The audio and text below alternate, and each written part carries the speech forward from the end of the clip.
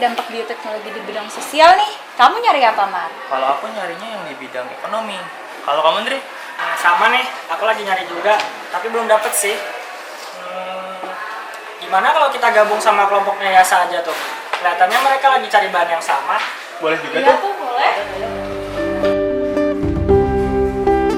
Hai guys, Hai. kalian lagi ngapain nih?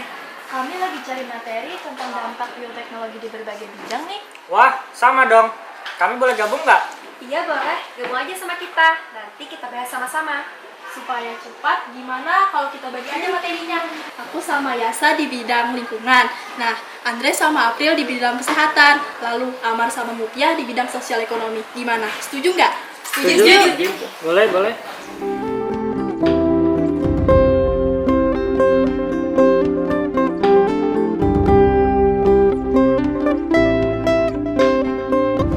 Nah, gimana? Udah dapat materinya belum? Kalau kami belum lengkap sih. Kalau kalian? Sama nih, kami juga belum. Gimana supaya lengkap kalau kita cari di internet aja? Ya udah, ayo kita ke lab komputer aja. Ayo.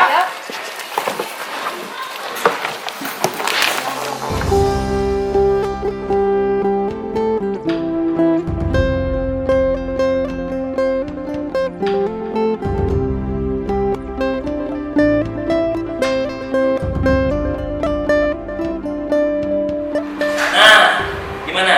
Udah lengkap belum materinya? Udah dong. Kalau udah semua, bagaimana kalau diskusinya kita di taman aja? Boleh. Yuk.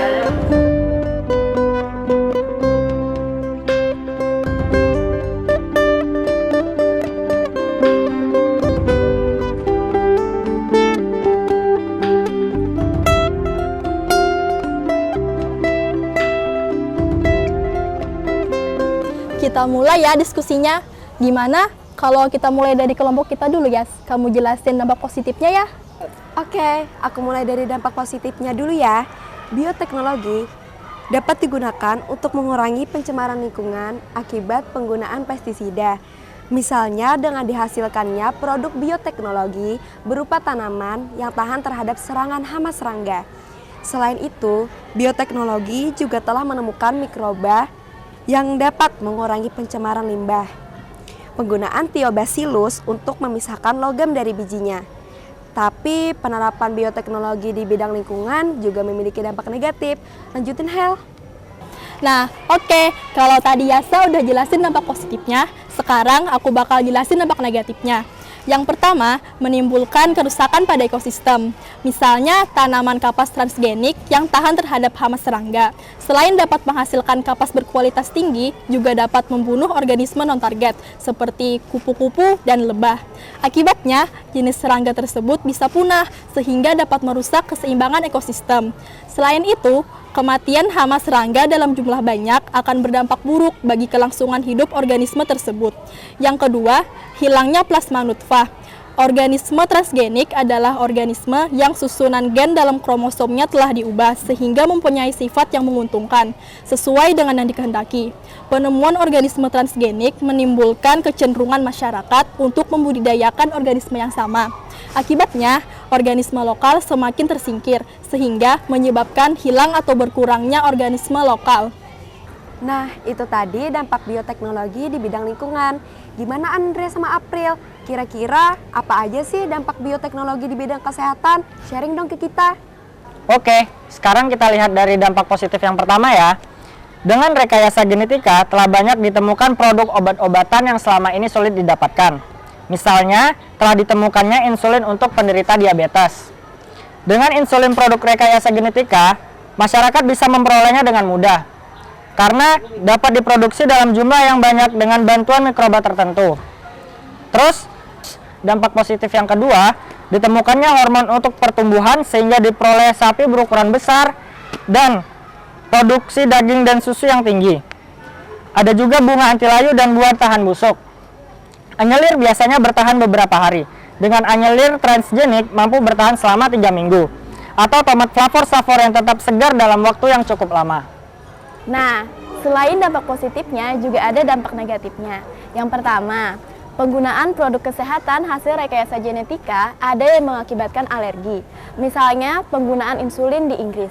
Bahkan, beberapa produk transgenik ada yang menjadikan penggunanya resisten terhadap antibiotik. Misalnya, mengkonsumsi tomat flavor saver yang mengandung gen resisten terhadap etilen, juga resisten terhadap antibiotik. Nah, itu dia dampaknya di bidang kesehatan. Kalau di bidang sosial dan ekonomi, gimana Amar sama Mutia? Oke, aku duluan ya, Mar. Iya. Teknik rekayasa genetika kan ditemukan di berbagai bidang.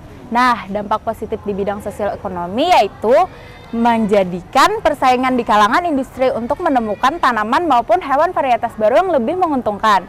Dan para penemu varietas baru itu pun mereka berlomba membuat hak paten atas temuan mereka tersebut. Tapi ya gimana, Mar? Tapi kalau semua produk rekayasa genetika terus dikembangkan dan para masyarakat lebih menyukai produk baru tersebut, gimana dengan produk lokal? Hasil para petani dan peternak lokal akan tersingkir di pasaran, sehingga dapat menyebabkan mereka kehilangan mata pencaharian. Bahkan, apabila para petani dan peternak lokal ingin mengembangkan bibit hasil bioteknologi tersebut, mereka harus membayar royalti kepada pihak penemu bibit baru tersebut. Nah, itulah dampak negatif bioteknologi di bidang sosial ekonomi. Oke teman-teman, wow, kita udah bahas banyak ya. Kita udah bahas dampak bioteknologi di berbagai bidang. Bagaimana kalau materi kita saling kita tukar dengan kelompok lain agar masing-masing dari kita lebih paham dan mengerti materi tersebut? Ya, boleh.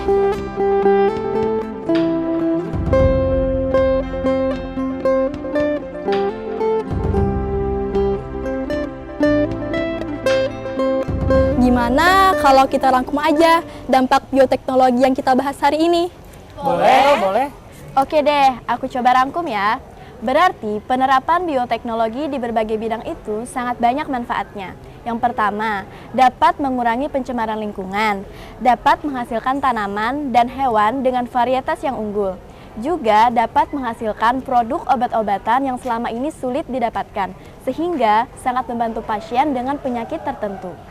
Akan tetapi, bioteknologi juga punya dampak negatifnya. Yang pertama, dapat membunuh hewan-hewan non-target. Yang kedua, dapat menyebabkan alergi, juga menjadikan penggunanya resisten terhadap antibiotik. Dan yang terakhir, dapat menyebabkan produk lokal tersingkir di pasaran. Petani dan peternak pun harus membayar royalti apabila mereka ingin mengembangkan bibit baru tersebut. Wah, ternyata cepat ya kalau kita menyelesaikan materi ini dengan berdiskusi bersama. Iya, aku senang belajar bersama. Aku jadi lebih cepat memahami tentang dampak bioteknologi di berbagai bidang. Iya, aku juga senang. Dengan belajar bersama, aku menjadi lebih siap untuk mempresentasikan materi ini besok. Oke teman-teman, nanti kalau ada tugas lagi, gimana kalau kita belajar sama-sama lagi? Oke. Makasih teman-teman. Sama-sama.